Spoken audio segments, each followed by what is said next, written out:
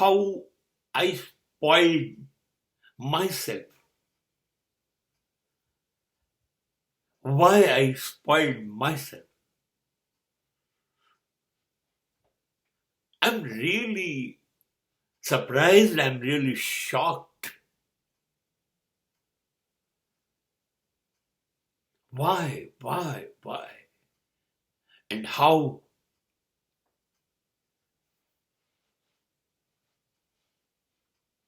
જિંદગી રોજ મને અણગમતી બની ગઈ. સમાજને તો હું બિલકુલ ના ગમું એવું બનતું ગયું. દરેકની આંખોમાં, દરેકના ચહેરા ઉપર મારા માટે નફરત રહી. એનું કોઈ મનોમન નક્કી કરી દીધું, આને તો કોઈ સન્માન નહીં, આને માન પણ ન અપાય, આ તો આપણા અપમાનને પણ લાયક નથી. કેમ આવું થયું?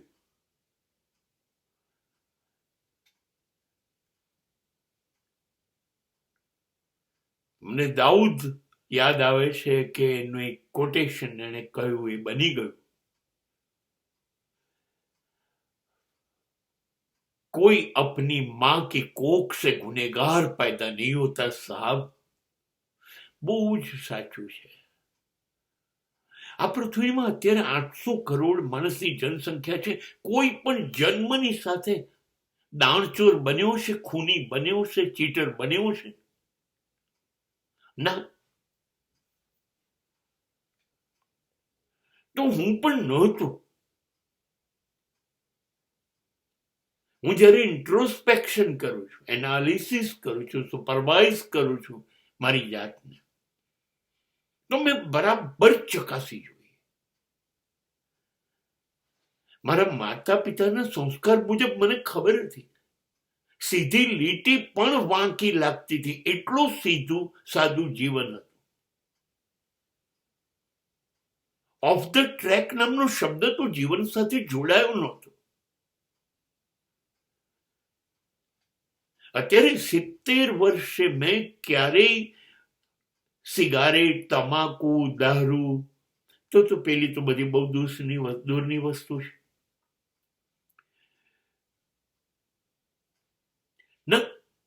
કોઈ વસ્તુ નજીક આવી જાય અને એની નજીક પહોંચી જઈએ, એની જીવી કાઢીએ, એવું તો મા બાપે કહ્યું નહોતું. તો કેમ અચાનક આપણને એવું લાગે આપણું જીવન નીચે નીચે નીચે ઉતરતું જાય છે? સમાજ એટલે કોણ?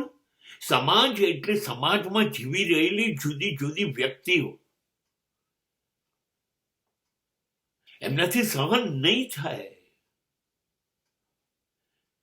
તમે તમારા જીવનને જે રીતે ઘડતર કરો છો એ રીતે નહીં સહન કરી શકે.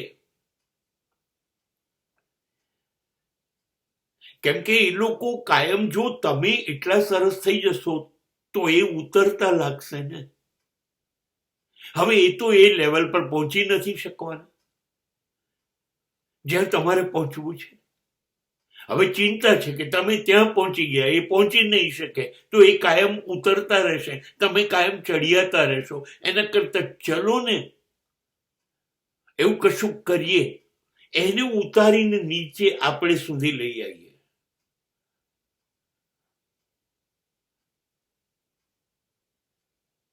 આપણે બે સરખા, બંને હલકટ, બંને નીચ. હવે કોઈ કોઈને નહીં કહી શકે કે કોણ નીચેની કક્ષાએ. બસ સમાજ આ કામ કરે છે. તમને પરાણે સિગરેટ, તમને પરાણે શરાબ, તમને પરાણે જુગાર, પરાણે સ્ત્રીની સંગત. દાણચોરી કરવી છે, ચલો કરીએ.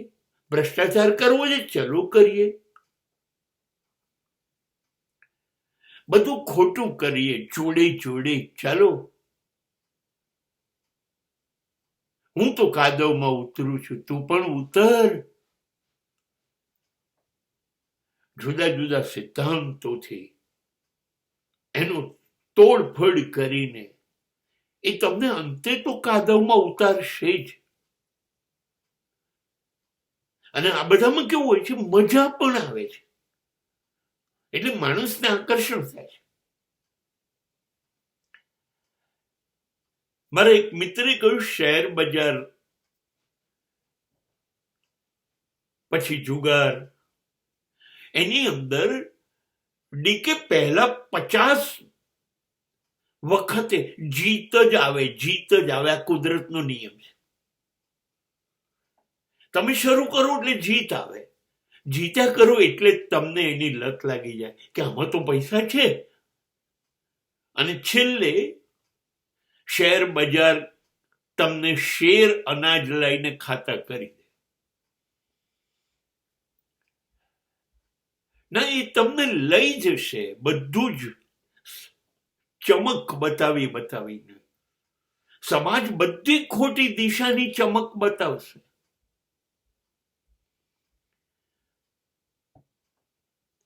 આ સમાજ તમને નીચે ઉતારી જ કાઢશે. અને તમને અનુભવ નથી એટલે ચમકના આકર્ષણમાં તમે આ બધું જ કરશો. આવી રીતે દરેક વ્યક્તિનું પતન થાય છે. એ એક દાઉદ સાચું છે. ખરેખર આવું નથી હોતું. Rajiv Gandhi was air force pilot officer. A mister clean કહેવાતા હતા જ્યારે વડાપ્રધાન બન્યા ત્યારે આખી દુનિયામાં. એના તો શુદ્ધ ચારિત્ર્ય વાળો માણસ પેદા નહોતો થયો. અને જ્યારે એ મૃત્યુ પામે ને ત્યારે એમની પ્રતિષ્ઠા બોફોર્સ તોપ ને વગેરે એટલી બધી ખરડાયેલી હતી ને, એ આજુબાજુ રહેલા રાજકારણીઓએ એને ભ્રષ્ટાચારીને ચોર બનાવી દીધો. સમાજ તમને ત્યાં જ લઈ જશે. અને આપણે એટલા બધા નબળા માણસ છીએ કે આપણે સમાજથી દોરવાઈ જઈએ છીએ ને દિવસ જાય એમ આપણે નીચે ઉતરતા જઈએ છીએ. પછી અચાનક આપણને ખબર પડે છે કે દેશીમાં કહું,